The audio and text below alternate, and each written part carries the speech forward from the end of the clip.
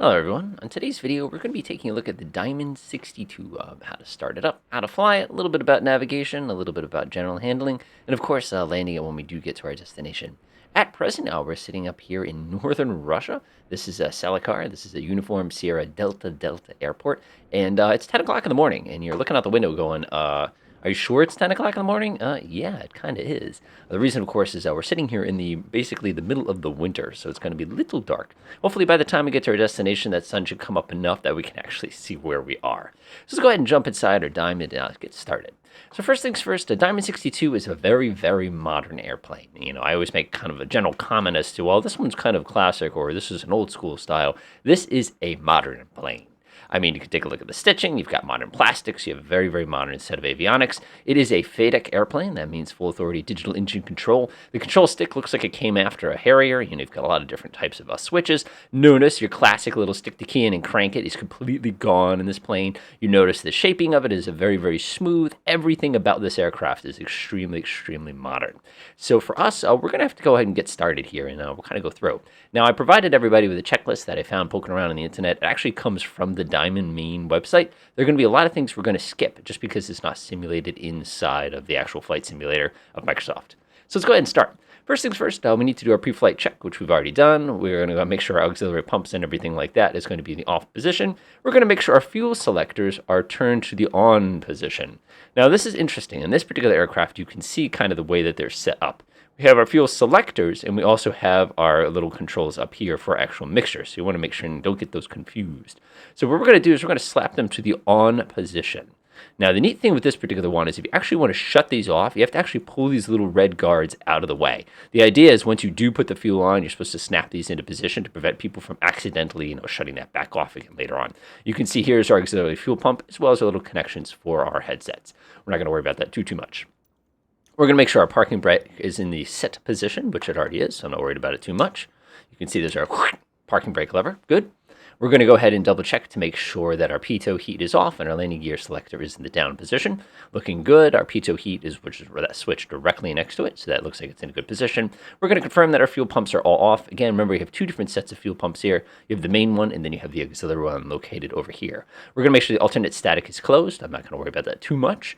We're going to make sure our alternators are turned on. Now, one of the most common mistakes I made way back in the day when I first played this is my avionics would suddenly shut themselves off halfway through the flight. The reason this would do this is because you forgot to turn your alternators on to recharge your batteries. You're going to make sure both of those are switched on.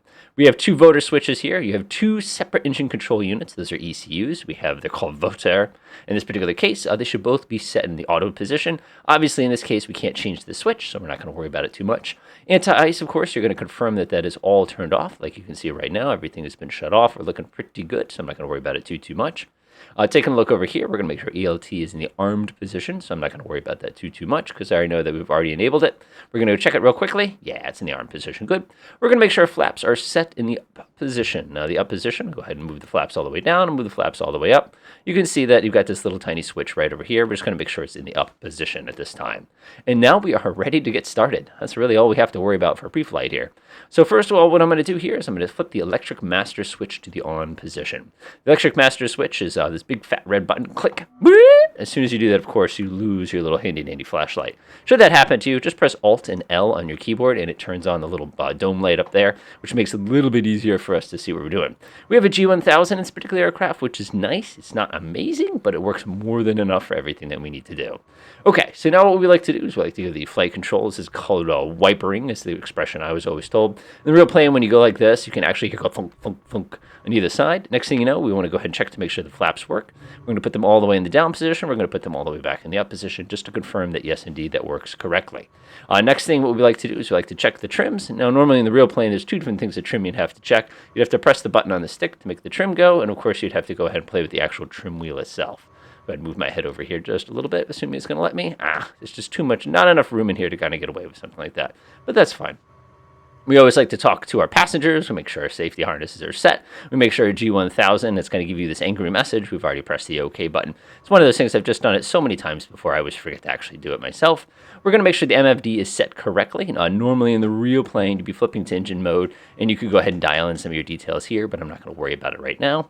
One thing I will say is I do have a mod that you can find in the Flight Simulator forums for my G1000, so there's a couple little things in there. You're like, hey, where'd you get that? That came from that mod. It also breaks the power meter, unfortunately, but you'll see once we get airborne, that's not going to make that much of a difference. All right, so our power levelers are going to be set to idle. Notice we have a single combined power lever on here. We don't have a mixture control. We don't have a propeller setting. We just have one big old power control lever, which is actually a good thing because it simplifies stuff for us a little later on, as you're going to see. We always like to make sure our lights are all set on correctly, which fortunately for us, they've been preset, so I don't have to worry about that too much. If you actually look up at the top, you can see the lights came on automatically, and I didn't even touch anything, which is actually kind of convenient if you ask me. It means you can never forget them, right? Next thing you know, what we want to do is we want to go ahead and double check to make sure our icing stuff is off. Notice icing has this big scary switch to prevent you from accidentally clicking it. Again, I don't know why you accidentally click it when it's got a big scary switch, but I guess that's kind of the point. Okay, now we're going to go ahead and do the engine start procedure. Step one, we want to make sure the propeller area around the left propeller is clear. I'm taking a look, and I can see the fact that there's a little guy on the opposite side who's going to get chopped up as usual. I'm not worried about him too much. He doesn't seem to mind all the other 30 times that we've chopped him up into tiny pieces. So what we're going to do is we're going to set the engine master switch on. That is this switch right here. Again, we're going to flip on the left switch. We don't have to push the throttle forward. We don't have to do anything like that. All we have to do is look at the oil pressure, oil temperature, and fuel temperature and watch it when it comes up. Here we go. Hold 3. 1 Mississippi, 2 Mississippi, 3. Now, if I let go, the engine should stabilize around 710 RPM. Oh, yeah. Man, that's sweet. Now we just repeat the exact same thing with the other engine. I'm going to turn the engine master on. Take a look at the window. Everything looks clear. Go ahead and press and hold for 3 seconds. And that's it. That's what modern aircraft start. That is so different than the real world where you're sitting there cranking on the key for 15 minutes waiting for that thing to finally catch. But again, I like the way that works as opposed to some of the other ones. I check my throttle. Okay, good. Looking good. Everything looks good, good, good. So now our engines are started. Everything's ready to go. We always like to go ahead and confirm that the oil pressure, oil temperature, all that other good stuff is looking exactly where we want it. Obviously, that other engine hasn't warmed up yet, so I'm not worried about it too much. We're going to go ahead and flip on the pitot heat, which is the switch right here. We're also going to switch on our avionics master. If we did have a weather radar on here, again, we can come over to the map button. We could flip on next rad if we want to take a look at it. We could go ahead and confirm that that is in the off position. The whole concept is you don't really want to be using the weather radar when you are, on the ground. You can warm it up, but you really shouldn't be radiating people all around you for obvious reasons. All right, now we're going to set up our FMS. It's super simple. We need to change our CDI to, of course, our flight plan here, which has already been locked in. We also want to go ahead and set things up like our altitude that we're going to be cruising at. Today we're going to be cruising at 6,000 feet, which is actually really good altitude for us because that's going to get us up pretty quick. We can now select which method we want to use. I'm going to turn on the flight director right here. I'm going to go ahead and flip on my nav mode as well, and then you can decide, do I want a vertical speed climb or do I want a flight level change climb? Chances are I'm going to do the first part of the climb myself, and then I'll probably flip on the autopilot on our way up. Go ahead and confirm that your barometric pressure is correct. The quick and easy way to do that, of course, is to go pop over to the ATIS and listen. As usual, you should be using proper air traffic control procedures here, but I'm not going to worry about that too much. Other than that, we are basically ready to roll. The last thing we do before we get this thing actually going is we want to turn on both our right hand as well as our left hand fuel pump. That is not going to be the auxiliary one. That's going to be the regular one. That's kind of the last thing we want to do before we get going. Other than that, this aircraft is pretty much ready to roll. We just have to kind of hit the gas and kind of get this thing nice and rolling. I'm going to go ahead and confirm real quickly that all my lights are where I want. I don't want my landing light off. Leave this one on, those two on. Looks good. All right, let's roll. Release the park and brake. Give it just a little tiny bit of power.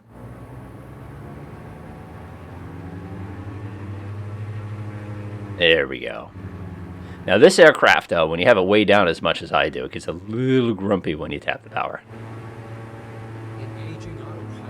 Checking my brakes. Looks pretty good. We're going to go ahead and spin ourselves around here. All right. Looking good, looking good, looking good. All right. Now this aircraft, I just can't get over just how low you actually... Whoa. Everybody look busy, look busy. One thing about this aircraft is I just can't get over how low to the ground this thing is. I've flown a lot of different aircraft in this game. I'm actually going to shut off my interior light. This is absolutely blinding me. One of the things, like I said, this is a very low to the ground, very, very, very, very, very aerodynamic airplane. And because of it, that's going to always impact our handling just a teeny tiny bit. One thing else that I noticed about this aircraft, which I find unique compared to a lot of aircraft like it, is the fact that it just does not have the same amount of power that a lot of the other aircraft do. Yeah, try following this thing without a working landing light. You can imagine what this is like. And because of that, when we go to take our takeoff here, we're going to have to make sure we use both takeoff flaps as well as basically full power here. Otherwise, we're going to get ourselves in a lot of trouble as we kind of get rolling. Fortunately, we have that synthetic vision. Otherwise, things would be a little bit more difficult to actually get ourselves to the actual runway itself. So basically, we're going to stay on this taxiway until we get a little bit closer. Go ahead and back the thing out. It does take a while for those engines to finally spool up because of the way the propeller is configured, but once it gets going, it does get going. All right, here's our runway right here. All right, we're going to take a left, and then we're going to do a back taxi here. Of course, I've disabled traffic, so I don't have to worry about that concern. Otherwise, obviously, request permission before climbing onto a runway like I just did. All right, looking pretty good, looking pretty good. I'm going to go ahead and center my view. And we're going to go to the end of this and turn around.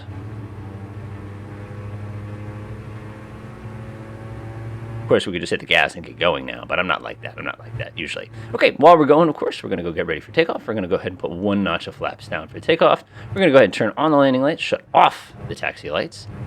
Now we're pretty much ready for a takeoff. Again, I'm not taking off in the opposite direction. You always want to be taking off into the wind. In this particular area, we're just going to assume that the wind is coming from kind of behind me. This is a neat little illusion, but believe it or not, if you've ever flown a real plane like this with nice shiny avionics, this kind of thing is a real concern. All right, we should have more than enough runway behind us. Again, they use this particular airfield for all sorts of very, very heavy military jets, so it shouldn't be too challenging for us to take off from. Looking good, looking good. Okay, let's go ahead and jump on our checklist all the way to the section where we get to takeoff speeds. For those of you using the checklist that I just kind of provided everybody, you're looking for, it's roughly the middle chapter. It's going to give you a really, really nice thing on your different speeds there. All right, looking pretty good so far. Awesome.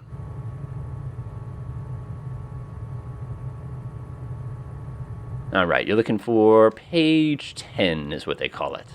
All right, this is going to be more than enough runway for us. I'm going to go ahead and hold the brakes. Again, don't stop the plane. If you stop the plane, you're never going to get it going again.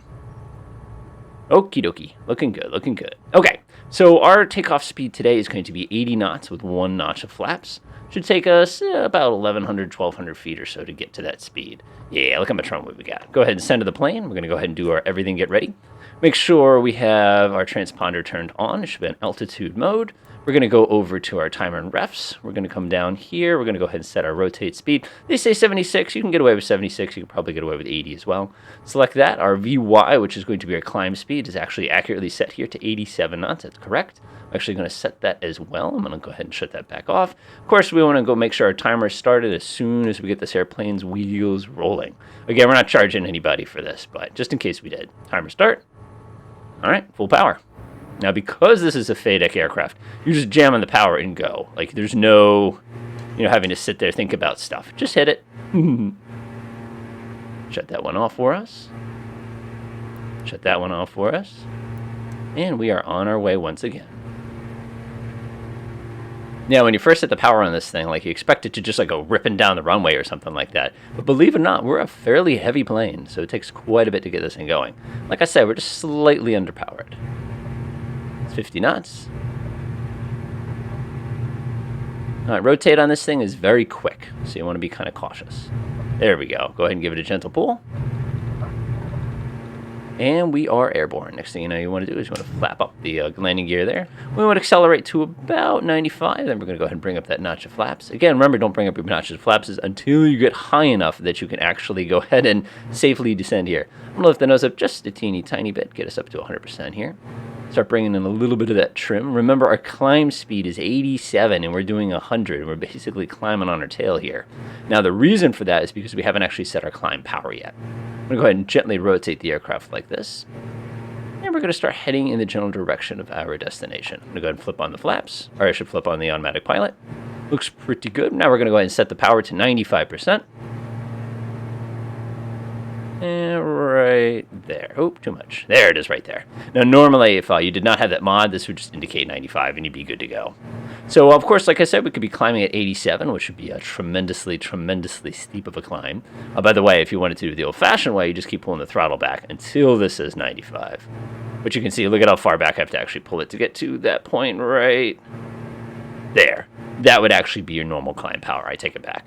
Okay, let's go ahead and get my flight level change mode set. We're not going to be using 109. We're going to be using 87, which is going to make the nose come up really, really steep. But since we're only at 95% power, this should go a little bit smoother for us. Look at this. Beautiful, beautiful northern Russia. This is basically dawn, and if you take a look at the local time here, you can see it's pretty early in the morning. It's 10 after 10 o'clock, and that's about as bright as it's going to get. All right, now that we're climbing out, we're going to make sure everything's nice and clean. We've got landing gear up. We've got our flaps up. I'm going to go ahead and flip off our landing lights. We don't need them right now. Don't need my taxi lights. Position lights should have been on. I must have accidentally hit that switch by myself. Yeah, you can see I got my little lights on, and everything's looking pretty darn good as we're cruising off into the sunrise. There we go. Now things are climbing a little bit better. Yeah, I forgot about that mod. Sorry about that. All right, that looks pretty good. We're climbing right at our VY, which is going to get us our quickest climb. We're getting about 500 feet per minute, but again, it's the difference between this number and this number. Obviously, if it was at 90% power, we'd be climbing vertically, but we don't necessarily need to do that today. So again, here we are in way, way, way, way, way northern Russia. Now, the neat thing about traveling at altitudes, latitudes up this high, is every single time you look down at your magnetic compass, the number will have changed, even though you're going in a straight line, which is a little bit different than probably you're used to. But again, you're up here so high. Inertial navigation systems are like the go-to when you get up to these kind of places. Okay, we'll go ahead and now continue our climb here. I'm actually going to bring in a little bit more power. There we go. Delightful. Again, like I said, that mod's kind of spoiling that a little bit. Otherwise, this would be a much more accurate read of my actual available power. Now, you really get the benefit of the fact this aircraft is so aerodynamic during this climb. All right, time to start thinking about what we're going to need to do as far as our cruise goes. There's a lot of different cruise speeds you could use for this particular aircraft. Basically, when you're going to be doing this, you just need to confirm that your cruise speed is within the safe power range. Again, you don't have to do anything too crazy as far as getting that. A typical cruising speed for this aircraft is going to be right around 150 knots. You can use 75% power, you can use 65, or you can use 55% power. As long as you're not going past 162, that's really not going to cause too many issues with the aircraft. So, of course, we're just going to go ahead and climb ourselves back up. Notice our RPM sets itself automatically. Notice we have coolant, which means we have a radiator on here. Fuel temp's fine. We're pulling fuel out of both sides at the same time. Good time to start playing with my avionics a little bit. One really neat thing about this, by the way, is other than the fact I get an X-Ride, which is cool, I have a track up mode, which is like, oh, thank God. You can, of course, flip on your topography and everything like that, but I'm going to leave that out for now. We have a declutter and the show chart button. Someday this button will work. I can't wait. All right, I'm just going to enjoy a little bit of the scenery here. I appreciate the physics-based rendering here because that's exactly what that looks like this time of day. By the way, as far as how bright it gets, this is about it. See it? Isn't that awesome? See, our sun's over here, but our moon is actually chilling right here. Really neat thing is if you've ever flown to Antarctica or the Arctic Circle, you'll actually watch the moon travel this way through the sky as opposed to this way through the sky on account of the fact the way the Earth rotates. Actually pretty freaking cool.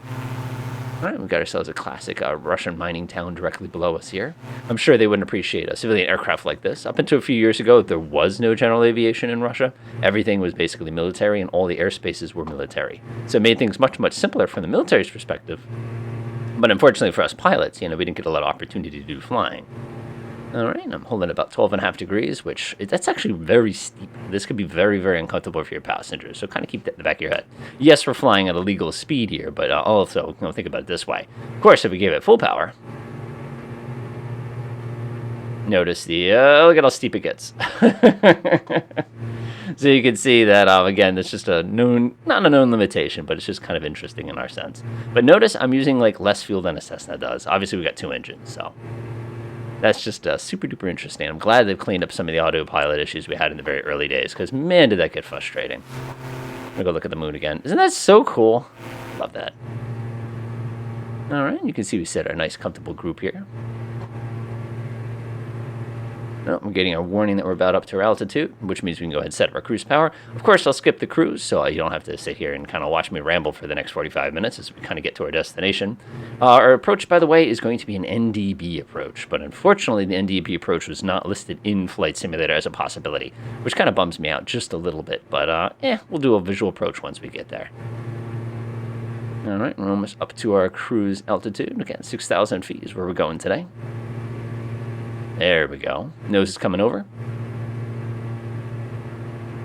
Nice and gentle, nice and gentle. Notice the moment this thing starts to accelerate, because we're so aerodynamic, we're not touching the ground anymore.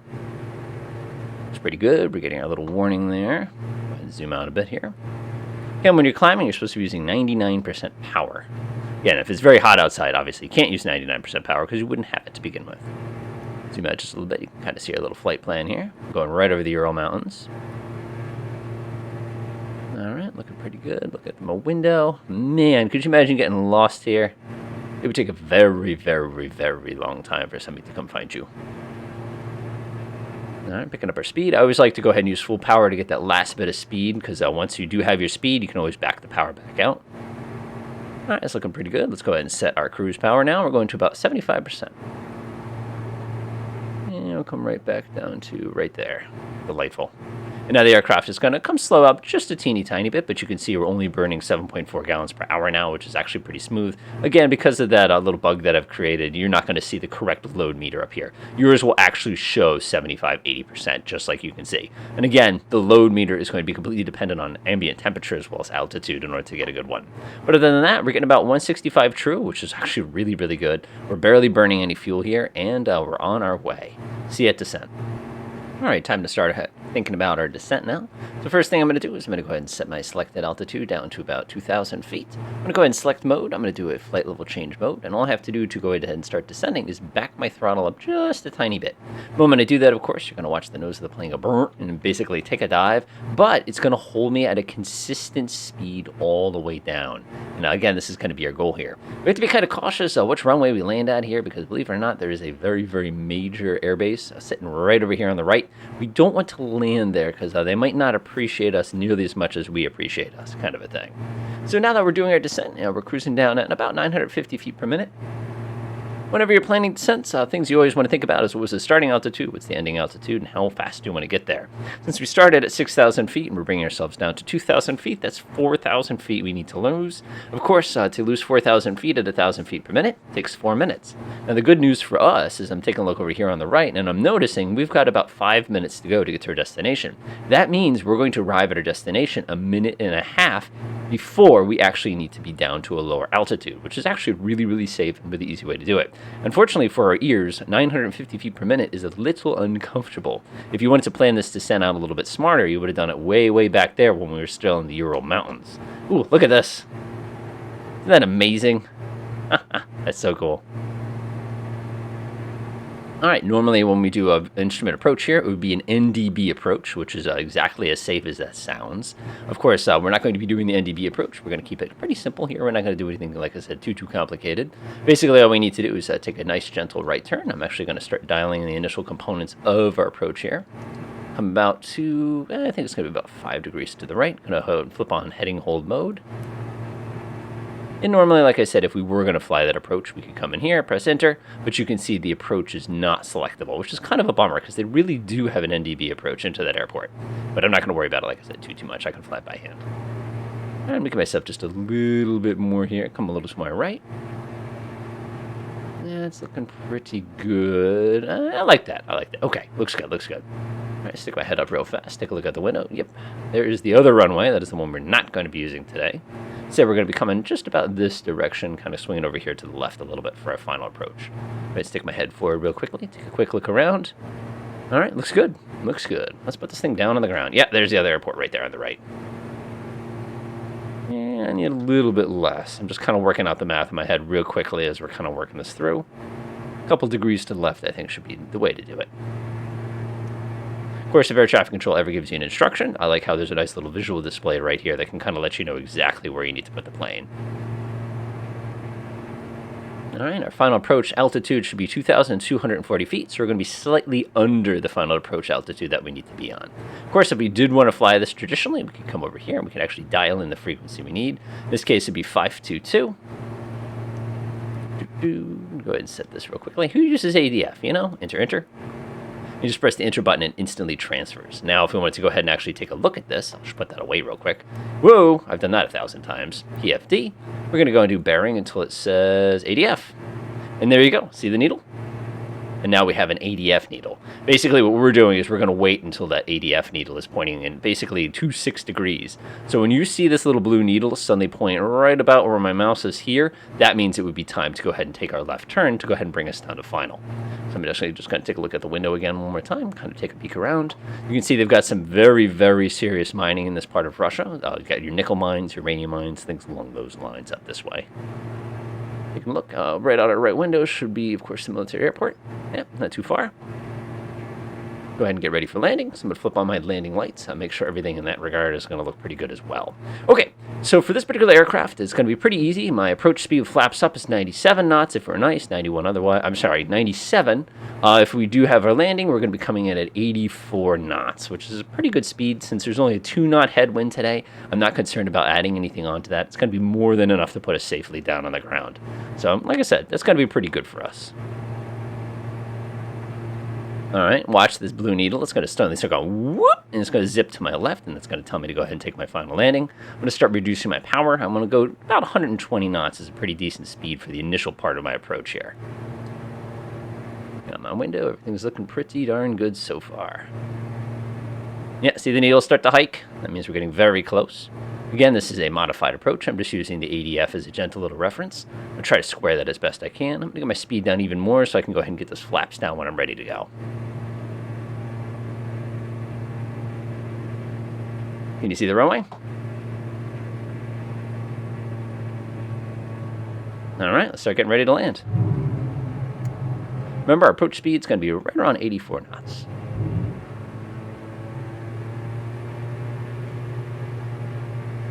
There we go. Got my left window. You can see that runway looking at us pretty nicely. Hold about 800 knots or so during our final bit here. Again, we're waiting for that blue needle to swing around to right about here.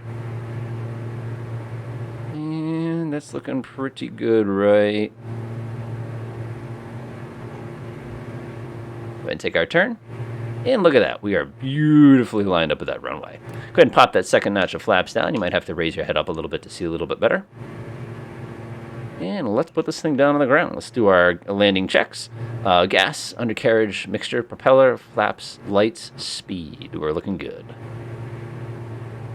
Now, one of the killers with this aircraft is because of the way that FADEC kind of modulates the engine power, you have to kind of be a little bit quicker on your engine settings than you probably are used to. There's 88 knots, 87, looking pretty good, pretty good.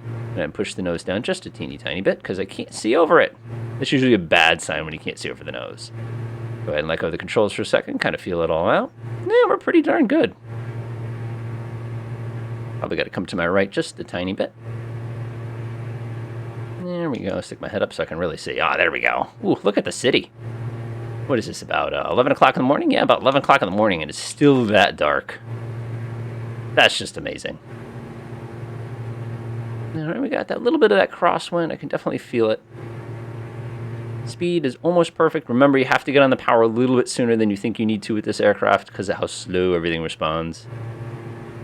Looking good. One more check to make sure I got 3 green lights. Looks good. All right, give me just a little bit more power. There's my runway. It feels like we're just a little tiny bit fast, but the reality is if you actually look at my little flight path vector, it's almost perfect. It's like 2.5 degrees, so I'm actually just slightly fast here. Again, no sudden maneuvers. Remember, you're in a nice, expensive composite aircraft, which means you have weak landing gear, so be careful. Starting to pick up that extra speed. Looking good so far. Again, don't forget to put those landing gear down because it's very embarrassing and everybody does it. Displays threshold.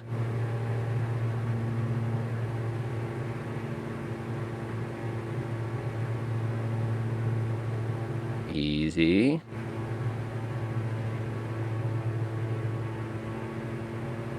Couple TBMs.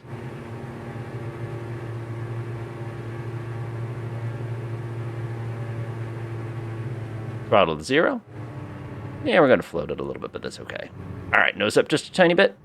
And wait for the bump. There it is. Let that nose come down nice and gentle. Go ahead and hit the brakes. Remember, you're up a lot lower than you think you are. All right, we have reached our destination. Woo! All right, hopefully this video is helpful for those of you who are interested in flying the Diamond 62. Again, the critical speeds you need to know is when you're climbing, you're basically looking between 85 and 90 knots. When you're landing, 84 knots if you got full flaps. Don't forget to go ahead and make sure your fuel pump is turned on. If for some reason you ever need to shut the aircraft off, don't forget that you have to pull these little red and little things out of the way in order to do so safely. A couple of things you want to consider with this particular aircraft is it takes a long time for those engines to start to pick up speed. But once they do, it will pull you quite nicely. And of course, like I said, if you're running that mod, your load meter may be reading wrong. You want to be reading off the load meter and not this handle, but as an emergency, you can always read the handle to see what your power is set to. Other than that, hopefully you found this video kind of helpful and enjoyable. Have fun. Enjoy.